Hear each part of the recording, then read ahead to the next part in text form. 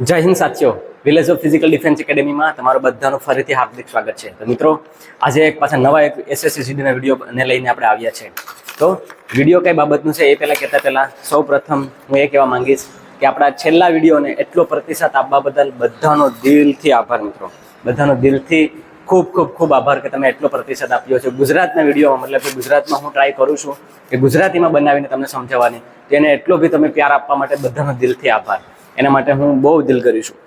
હવે વાત કરું છું કે આ વિડીયોમાં એ જે વિડીયો હતો ને મિત્રો, એમાં એટલી કમેન્ટ આવી હતી, એટલા સવાલો હતા કે એના એકનો સવાલનો જવાબ આપવો ખૂબ જ મુશ્કેલ હતો. કમસે કમ 250થી ઉપરના કમેન્ટ આવી હતી. તો હું પૂરો કોશિશ કરીશ કે તમને આમાં જવાબ આપી શકું, કેમ કે ત્યાં મારે એકને સવાલનો જવાબ આપવો ખૂબ જ મુશ્કેલ હતો અને ઘણા સવાલ એવા હતા કે જે કોમન ક્વેશ્ચન હતા. તો મિત્રો, આ વિડીયોમાં હું એ લઈને આવ્યો છું, મતલબ આ વિડીયોમાં હું એ તમને કહેવા માટે આવ્યો છું કે તમારા જેટલા બી સવાલ હતા ને એમાંથી મેં અમુક એટલા જે અલગ પડતા સવાલો છે એ હું લઈને આવ્યો છું. તો એ સવાલોનો જવાબ આપવાની હું પૂરી કોશિશ કરીશ આ વિડીયોમાં. બીજું સાથે સાથે એ પણ કહીશ કે ફિઝિકલ ક્યારે, ઓકે, એન્ડ થર્ડ કે ફિઝિકલમાં નામ ના આવે તો આગળ શું કરવું, એ બી આપણે આ વિડીયોમાં માહિતી લઈશું. ત્રણ વસ્તુને આપણે પૂરેપૂરી માહિતી લઈશું. તો વિડીયોમાં છેલ્લે સુધી બન્યા રહેશો એવી મારી નમ્ર વિનંતી. અને આવો તમે બધાને મતલબ કે શેર કરાવજો, સબસ્ક્રાઈબર કરાવજો, તાકી બધાને આપણા ગુજરાતના વિદ્યાર્થીઓ માટે થોડુંક બનીને માહિતી મળી શકે. બસ મારો એ જ ઇન્ટેન્શન છે મિત્રો. તો ચાલો વિડીયોની શરૂઆત કરીએ. તો પહેલાં તો વાત કરીએ કે તમારા સવાલોના જવાબ. યસ, તો તમારા સવાલો ઘણા હતા, એમાંથી હું મૂંઝાણો નથી, પણ હમકાનું મતલબ મને અંદરથી ખુશી થઈ છે કે તમે એટલા સવાલો પૂછ્યા છે અને તમે વિડીયોને એટલો તમે મતલબ કે લાઈક કર્યો છે. તો પહેલી વસ્તુ એ કે એમાં જે સવાલો છે મિત્રો, તો એમાં સવાલોમાં લોટ્સ ઓફ સવાલ એવા હતા કે જે કોમન હતા. મતલબ કે મારે એટલા માર્ક છે, શું થશે, આ ડિસ્ટ્રિક્ટમાંથી શું થશે, આ કેટેગરીમાંથી શું એટલા માર્ક છે, શું થશે, એટલા ક્વેશ્ચન હતા મિત્રો. હું તમને એનો હું જવાબ નથી આપી શક્યો, એના માટે હું માફી માંગુ છું. પણ એક રિક્વેસ્ટ છે કે અગર જો વિડીયો તમે જોયો હોય તો પૂરેપૂરો જોજો, તાકી એમાં તમારે એ સવાલનો જવાબ તમને ત્યાં મળી જશે. યસ મિત્રો, એ સવાલનો જવાબ તમને ત્યાં ચોક્કસ મળી જશે. બાકી તો શું કહેવાય કે તમને રિઝલ્ટ આવશે ત્યારે ખબર પડી જ જશે. બાકી એમાં બીજું કે ટેન્શન લેવાની જરૂર નથી. હું જે સવાલો અહીંયા લઈને આવ્યો છું એ અલગ પડતા સવાલો છે, તો એનું હું અહીંયા તમને માહિતી આપવાની કોશિશ કરીશ, તમારા જવાબ આપવાની કોશિશ કરીશ. બાકી જે બી ક્વેશ્ચન હતા કોમન, એનો તો એક જ સવાલ જવાબ હતો કે જે બી મેં કેટેગરી વાઇઝ કહ્યું હતું એ પ્રમાણમાં મેં ત્યાં કીધું છે. બાકી તો જે સવાલ એમાં જે જવાબ એને આપણે ફાઇન્ડ કરવાનો છે એ આપણે આમાં ચોક્કસથી એક સવાલ આમાં એ બી છે, એમાં તમને જવાબ જરૂર મળી જશે. હવે વિડીયોની શરૂઆત કરીએ ફર્સ્ટ ક્વેશ્ચનથી. તો ફર્સ્ટ ક્વેશ્ચન એવો છે, કડવું છે પણ સત્ય છે કે ગુજરાતનો કટ ઓફ 92+ રહેશે 100%.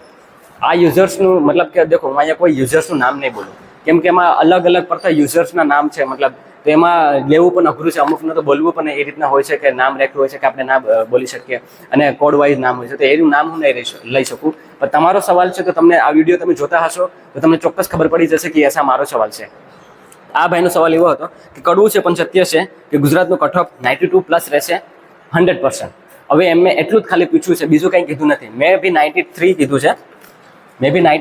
છે, પણ એ અનરિઝર્વ એટલે કે જનરલ કેટેગરીનું મેં વાત કરી છે કે 93 રહેશે એમનો.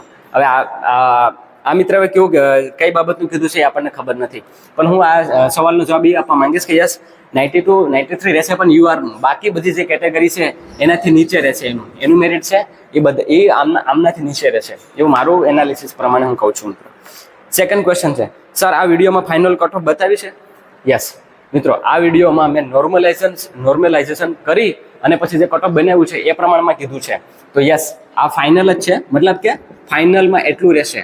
ફિઝિકલનો વિડીયો મેં ફિઝિકલનો પણ કીધું હતું કે 75+ થતું હોય તો તમે ફિઝિકલ સ્ટાર્ટ કરી દેજો. એના પછી જે વિડીયો આપણે લાવ્યા છે એસએસસી વાળો, એમાં ફાઇનલની વાત કરી છે. હોપસો તમને આમનો આન્સર મળ્યો હશે.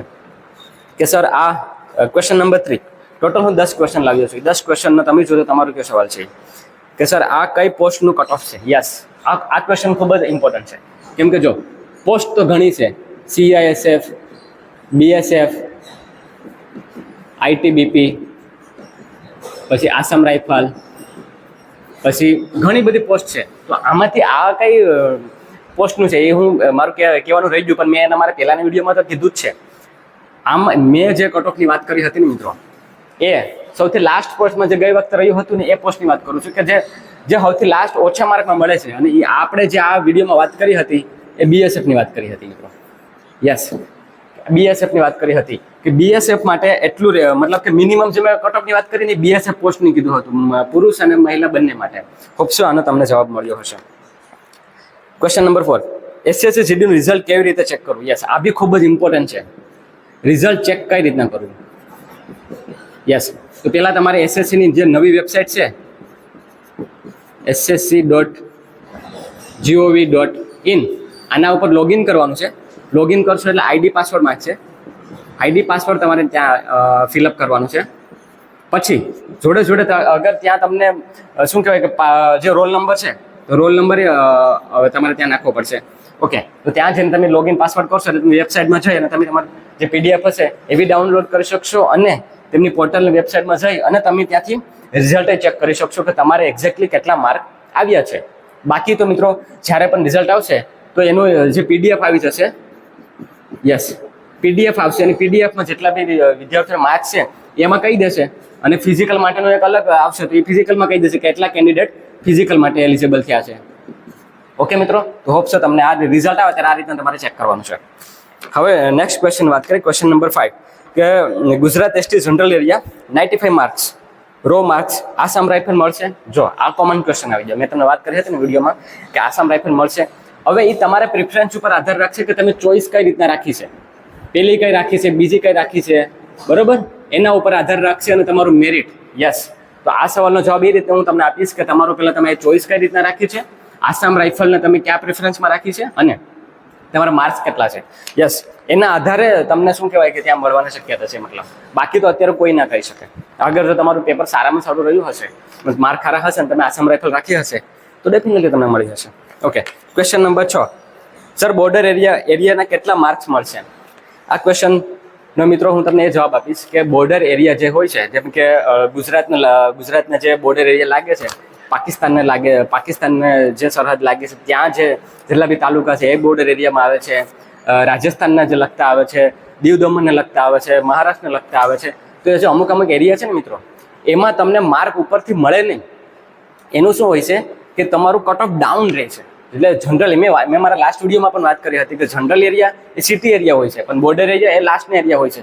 તો એમાં તમને કોઈ માર્ક અલગથી મળે નહીં, પણ તમને એનું મેરિટ ઓછું રહે છે તાકી તમારા ચાન્સીસ બની જાય છે મિત્રો. તો અગર જો તમે જે મિત્રોએ સવાલ કર્યો હતો કે સર બોર્ડર એરિયાના કેટલા માર્ક્સ મળશે, તો મિત્રો બોર્ડર એરિયા માર્ક્સ નહીં મળે, પણ હા તમને આમાં તમારું મેરિટ ડાઉન રહેશે. અગર જો તમારા માર્ક્સ એ પ્રમાણે ઓછા હશે તો તમને ચોક્કસથી તમને પોસ્ટ મળી જશે. નેક્સ્ટ ઇમ્પોર્ટન્ટ છે ક્વેશ્ચન અને એ છે સર ટેટુ હોય તો ચાલી જાય કે રિમૂવ કરવું જરૂરી છે? તો મિત્રો ટેટુના અમુક ભાગ હોય છે, મતલબ અમુક એ રીતના હોય છે. જેમ કે અગર કોઈ ધાર્મિક ટેટુ હોય અને આ રિસ્ટ ઉપર હોય છે, બરાબર, તો એ તમારે રિમૂવ કરવું જ પડે. પણ અહીંથી લઈને આ ભાગમાં હોય તો એ અમુક સેન્ટીમીટર અમુક ઇંચ જેટલું હોય છે, મતલબ અમુક 1-2 સેન્ટીમીટરના જેટલું નાનું અમથું હોય તો ચાલી જાય. પણ એ કોઈ પણ પ્રકારનું ધાર્મિક ન હોવું જોઈએ મિત્રો, કેમ કે ધાર્મિકનું ત્યાં મેડિકલમાં તમને ત્યાં રિમૂવ કરવાનું કહેશે, કાં તો પછી તમને ત્યાં રીમેડિકલ આપશે. તો બસ આનાથી ઉપર તમારે ટેટુ અગર મોટું હોય 1 ઇંચથી વધારે હોય તો રિમૂવ કરાવી નાખજો મિત્રો.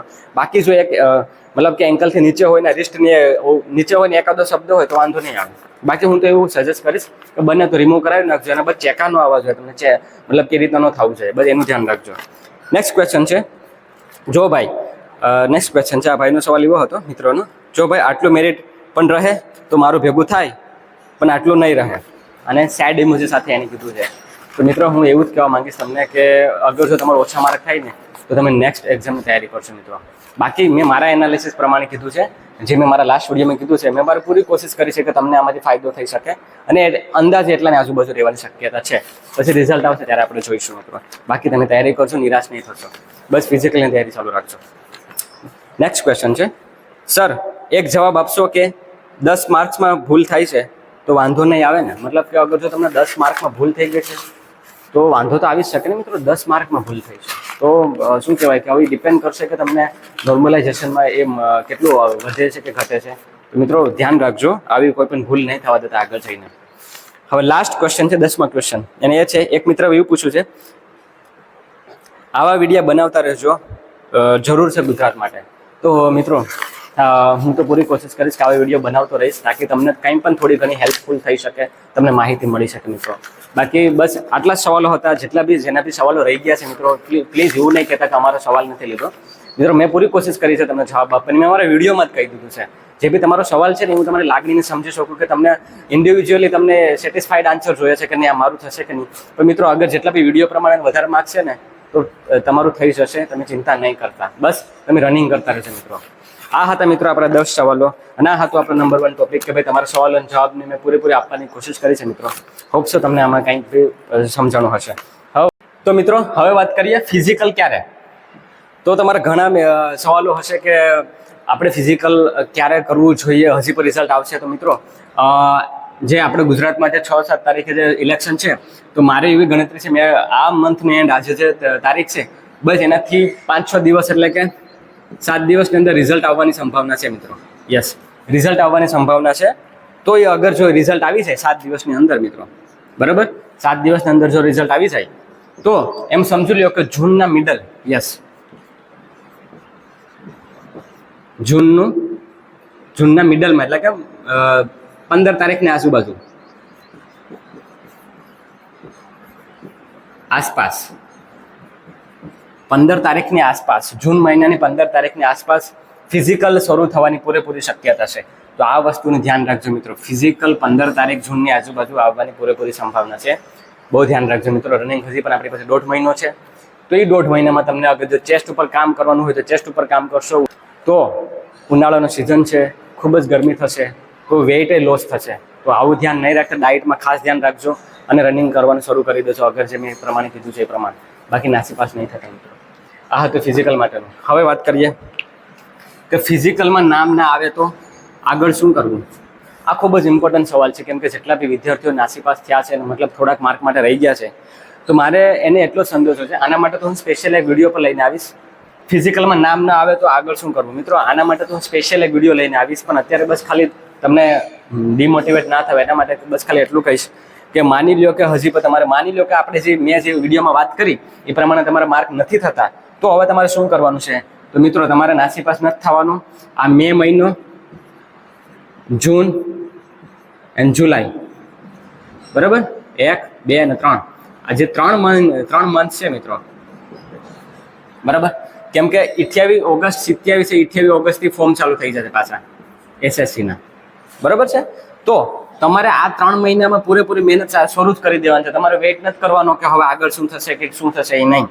મે, જૂન, જુલાઈ અને ઓગસ્ટ, યસ, આ ઓગસ્ટ મહિના પ્લસ 4 મહિના, આ 4 મહિના તમારે એટલું તનતોડ પાછું મહેનત કરવાની છે, પાછું ચોપડા ઉપાડવાના છે, અને તમારે મેથ્સ અને રીઝનિંગ એના ઉપર કામ કરવાનું છે મિત્રો. બહુ આના ઉપર જે 40 ક્વેશ્ચન આવે છે ને, હું તો એમ કહું 40માંથી 40 ક્વેશ્ચન જે આવે છે મિત્રો, બરાબર, તો 40માંથી ટ્રાય કરજો કે 30 થી 35 ક્વેશ્ચન સાચા પડે તમારે, બસ. એટલે આમાં જો એટલા થઈ જશે ને, 30 ક્વેશ્ચન થઈ જશે ને બેમાંથી થઈને, તો હું આવું કહું ને તમને કે તમને પછી નેક્સ્ટ રેસમાંથી કોઈ તમને હરાવી નહીં શકે, ભલે ગમે એટલી વેકેન્સી હોય. પછી તમારા ઉપર છે કે તમારે આને કઈ રીતના લેવાનું છે. તો આ 4 મહિના તમારે સિલેબસને પહેલેથી ઉપાડવાનો છે, એકદમ 0થી, અને 0થી ઉપાડી સિલેબસને પૂરો કરી નાખો. પછી લાસ્ટમાં જ્યારે ઓગસ્ટ એટલે સપ્ટેમ્બર, ઓક્ટોબર અને નવેમ્બર, બરાબર, ત્યાં તો તમારું રિઝલ્ટ આવી, મતલબ કે સોરી, ત્યાં તો તમારું એક્ઝામ આવી જશે નવેમ્બરમાં. તો આ 3 મહિનામાં તમારે ઓનલી રિવિઝન જ કરવાનું છે. યસ, ઓનલી રિવિઝન જ. અને જો આ રીતના તમે ચાલે ને મિત્રો, નિરાશ થયા વગર, તો નેક્સ્ટ SSCમાં તમારો વારો આવી જશે. હું તો એવી પૂરી હું કહેવાય કે દુઆ કરું છું કે તમે બધા આમાં લાગી દો, જેટલા હવે મહેનત કરી છે, પણ એવું થવાનું નથી. વેકેન્સી લિમિટેડ છે, ખબર નહીં વધશે કે નહીં વધે, એ હજી કોઈ પણ પ્રકારનું ક્લેરિફિકેશન નથી આવ્યું ઓફિશિયલી. પણ અગર માની લો કે તમારે આમાં નથી થાય એમ, તો આ મિત્રો આ મે, જૂન, જુલાઈ, ઓગસ્ટમાં લાગી જાવ, એમાં સિલેબસ પૂરો કરી નાખો 2 થી 3 વાર, અને પછી રિવિઝન કરવા માંડી જાઓ. આરામથી તમારું સિલેક્શન નેક્સ્ટ ભરતીમાં થઈ જશે. તો મિત્રો આ જ હતું આપણો આજના વિડીયોમાં કે તમારા સવાલોને જવાબ આપવાની પૂરી કોશિશ કરી છે. ફિઝિકલી મેં તમને કીધું જૂન મહિનાને અપ્રોક્સિમેટલી, એન્ડ રિઝલ્ટ ન આવે તો હોપ છો તમને આ વિડીયો ગમ્યો હશે. થોડો કોઈ સારો લાગ્યો હોય તો તમારા સ્નેહી જોડે શેર કરજો, મિત્ર વર્તુળમાં પણ શેર કરજો, તાકી એમને પણ ફાયદો થોડોક થઈ શકે. હું ગુજરાતી તરીકે આપણા ગુજરાતીઓ માટે પૂરી કોશિશ કરું છું કે તમને થોડો ફાયદો થઈ શકે. બાકી થોડી ઘણી ભૂલ ચૂક થઈ હોય તો માફ કરજો મિત્રો, હું મારું બેસ્ટ આપું છું. હોપ છો તમને વિડીયો ગમ્યો હશે. ધન્યવાદ. જય હિન્દ.